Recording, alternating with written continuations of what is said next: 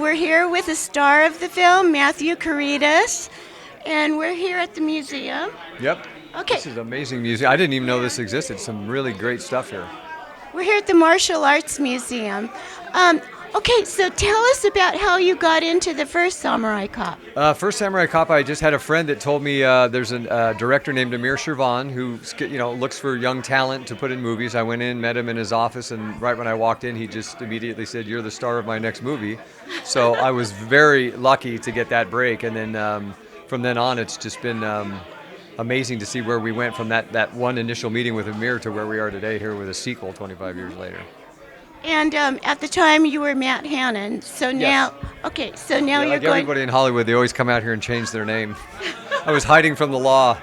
No, it was one of those things I just thought, let me change my name back in '96. So nothing to do with the movie.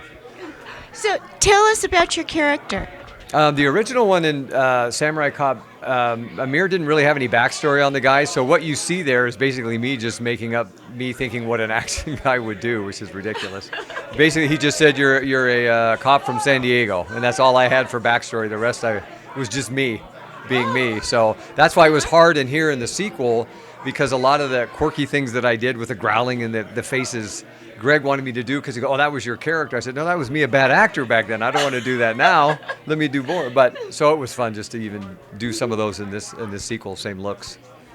Okay, so you're looking towards the camera, and a lot of it that came from Yeah, the just first when I'm one. fighting, he has me making these faces and these crazy eyes, which normally you would be aware of as an actor, not do again. But I think it plays better. The fans were expecting that, so we did a little of both. I tried some good acting with some not so good acting. No, well, the first Samurai Cop is a cult classic, and this Samurai Cop 2 has gotten great reviews, especially you. Well, that's nice. Everyone's been. We were so happy because we had so many different ways the sequel could have gone, and I think Gregory's vision was amazing. Like I said, it's almost like a live-action comic book. It's so colorful. Yourself, everybody else. It's such an ensemble piece here. It's not just about Mark and I, and he really did a great job casting in this. Yeah. So how did you meet Gregory? He found me after I posted that YouTube video that I was alive and well. He called me and he actually emailed me and said, "I need to meet with you and I'd love to talk about a sequel." And I said to him at the time, same thing, like, why would anybody want to do a sequel to the movie? I had no idea that it was such a huge cult following. I'd never really tapped in. I checked in every once in a while on IMDb and saw people make fun of clips that were on YouTube, but that was it. I didn't realize it was so worldwide, but Oh, how could you not know? Where were you? well, I'm not into the social media, and I was out of the acting business. I just hadn't done anything since Samurai Cop. And What did you do then? I just went into business. I had 2 daughters, so I raised them and just doing a 9-to-5 job, working, union jobs, this and that. And so I just stayed busy making a paycheck. In Hollywood, it's so hard. And I was, what I've said before, I was 2, and they say 2 what? I said I was either too tall, teeth are too white, hair's too long, you're too big, you're too small. So, in that business, it's like, you but can't you're fit so the mold. good looking. I Well, would thank think you. that you could have gotten You're very tons. kind. How tall are you? 6'3". Okay. So, and most leading men are in their 5'10s, and they don't want to have a taller. It's hard to get work because they're not going to put you next to somebody. So it's unless you can come in as a leading man, like Amir gave me that gift. It's very tough unless you're doing character work. Oh, Where you're the bad guy and it doesn't matter that you stand out with that size or whatever. okay. So you raised your 2 daughters, Yes. and what type of job did you do then, the union job? Just union. I worked as a grip on the sets. I worked for Carsey Warner Productions for years and did like the '70s show and that kind of thing. And then the trade show industry is where I am now. I'm a foreman in an industry where like Comic-Cons Yeah. and the auto shows. We have a group of union labor that work with management and put shows together and set them up. So I'm kind of in charge of all the Southern California area.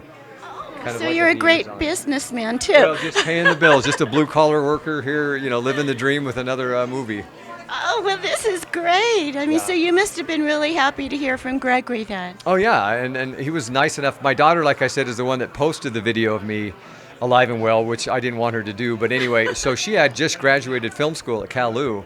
So I said I'd be happy to jump on board, but I would love for her to be able to participate and kind of learn now in the business. I mean, it was a real eye-opening experience for her because at low budget level, it is very difficult to make movies, as you know. The budgets are tight and it's not the glamorous it's getting up and it's long days, and the cast and the crew really put in all the hours on this, and I was so thankful. A lot of them did it because of the love of the first one. Yeah. So they worked for well below their normal fees and just wanted to be a part of something special. So it worked out well for everybody. Okay, and what did your daughter do on the set? She was an executive producer, so but she was running around doing catering. She was getting water, whatever was needed, and that's kind of what everybody did on this one. They just pitched in where, I mean, I'm helping setting up sets and helping April with, getting stuff ready for scenes. So, but it was just a collaboration, and that's what's fun at this level, at the low budget. Everybody kind of pitches in, and just to get the thing done.